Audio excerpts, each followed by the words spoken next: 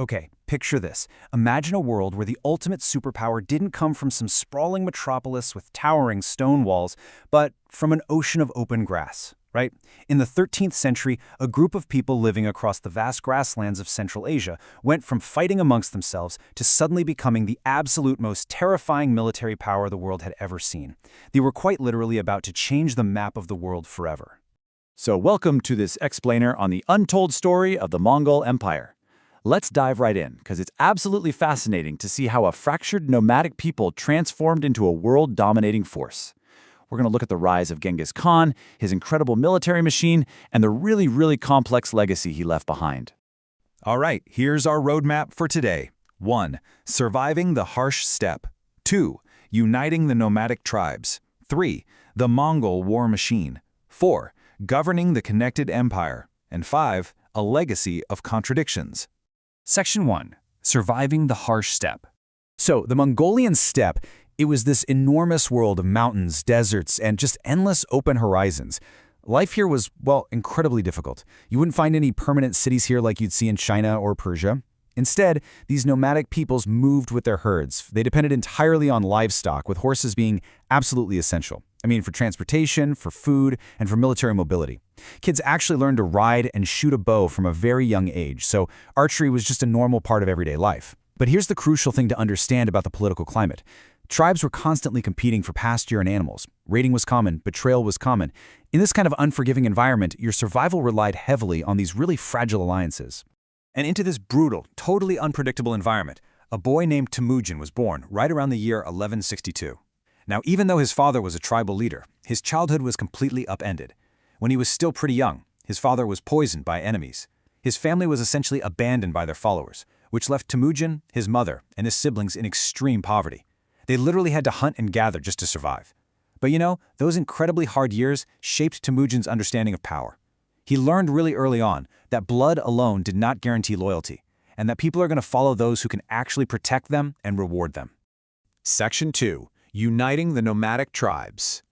Temujin totally disrupted steppe politics. See, traditionally, power and loyalty were based strictly on bloodlines. You followed your relatives. But Temujin totally flipped the script. He rewarded loyalty above all else, and he promoted capable men regardless of which tribe they originally came from.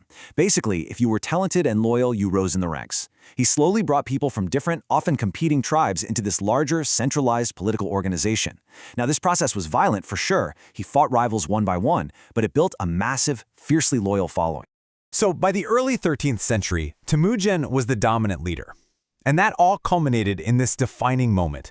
A Kurultai, which is a great assembly of the tribes, was called in the year 1206. And it was here that they officially recognized Temujin as Genghis Khan. He was no longer just some tribal survivor trying to get by. He was the undisputed ruler of a brand new Mongol political order. And almost immediately, this newly unified force turned its eyes outward. Section 3. The Mongol War Machine. The Mongol military was built on unparalleled mobility and totally devastating tactics. Let's walk through one of their absolute most famous maneuvers, the feigned retreat. Okay, step 1. The Mongol army would pretend to be overwhelmed and actually flee the battlefield. Step 2. The opposing soldiers, thinking they'd won, would break their formations and chase them in this chaotic pursuit. Then, step 3. The Mongols would suddenly turn on their horses, raining down arrows with their mounted archers. Finally, step 4, other units would emerge from the sides to completely surround and destroy the opposing force. It wasn't just brute force, right? It was immense discipline, intelligence, and communication.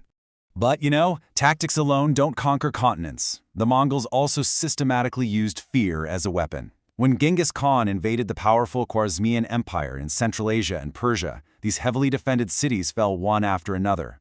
Bukhara, Samarkand, Merv, Nishapur. The policy was incredibly stark. Cities that resisted faced total, devastating destruction, but populations that surrendered immediately were often spared from the worst. The Mongols fully understood psychological warfare. Rumors of their brutality traveled much faster than the armies themselves, meaning by the time the Mongols even showed up, a lot of cities were already terrified into submission. At this point, the Mongol army seemed pretty much unstoppable. They eventually pushed all the way into the Rus principalities, attacking Kiev and continued right into Central Europe. In 1241, they defeated European armies in massive battles at Legnica and Mohi. Europe appeared completely vulnerable. But then, the Mongol armies suddenly withdrew. Why? What could possibly stop this unstoppable force? Well, the answer wasn't on the battlefield, it was political. The death of Genghis Khan's successor, Ögedei Khan, created a sudden political crisis back in the Mongol capital. The senior commanders literally had to return east to settle the succession. It is absolutely wild to think that that single political event, thousands of miles away, is what spared all of Europe from a prolonged Mongol occupation. Section 4. Governing the Connected Empire. So here's an incredible geopolitical puzzle. After you've conquered from Eastern Europe all the way to China, how do you actually rule an empire that is simply too massive for one ruler to control directly? The Mongol solution was division. They divided the empire so that different branches of the royal family controlled different regions, eventually developing into 4 major khanates. The Golden Horde dominated the Western Steppe and Rus lands.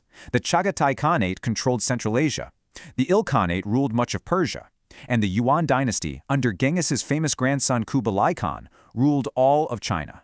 Breaking it up like this allowed them to manage these enormous populations by adapting to local and regional realities. But to keep all these branches connected, collect taxes, and protect trade, they obviously needed to communicate. So a really crucial point here is the creation of the Yam network. This was a highly organized system of messengers and relay stations spaced out all across the empire.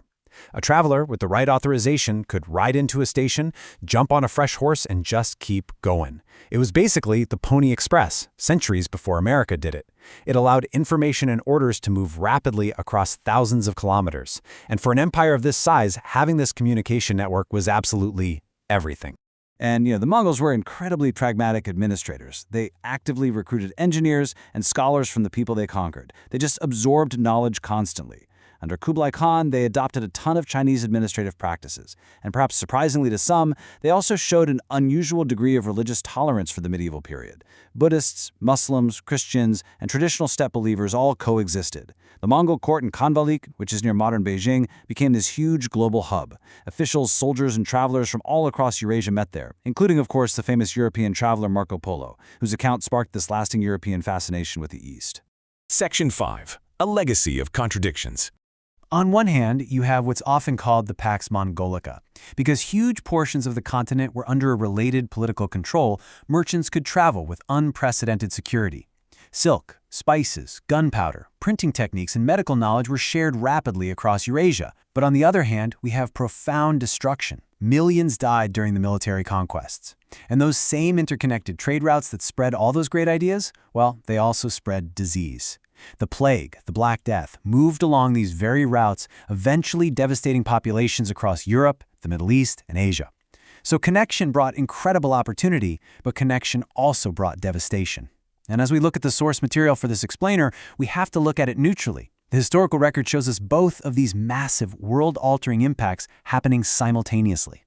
It's also really important to remember that despite their incredible power, the Mongol military machine had limits. They attempted to invade Japan twice, in 1274 and 1281, but failed due to fierce resistance and these massive storms, which were actually later remembered in Japan as the Divine Wind or Kamikaze. They also faced logistical failures in Southeast Asia. Ultimately, geography, climate, and disease really mattered. Over time, internal political rivalries and economic pressures grew way too large, and the unified empire gradually fragmented into completely independent states. I think this quote brilliantly sums up the historical shock of the Mongols. Empires do not always emerge from the places we expect. In the 13th century, the most dominant force didn't come from the historical heavyweights like Rome or Persia. It came from a divided group of nomadic tribes on the harsh steppe, led by a boy who had been abandoned to poverty. They completely changed the political map of Eurasia, they transformed warfare, and they accelerated cultural exchange in ways that honestly still echo today. So, I want to leave you with this question to ponder based on everything we've explored today. Did the Mongols destroy the old world or connect a new one? Well, the answer, of course, is that they did both. They were conquerors who brought terrible destruction, for sure, but they also created one of the most interconnected worlds of the medieval period. The Mongol Empire eventually disappeared back into the grasslands, but the world it changed never completely returned to what it had been. Thanks so much for joining me on this explainer. I really hope you're leaving with a deeper understanding of this incredible chapter in human history. Keep asking questions, and I'll see you next time.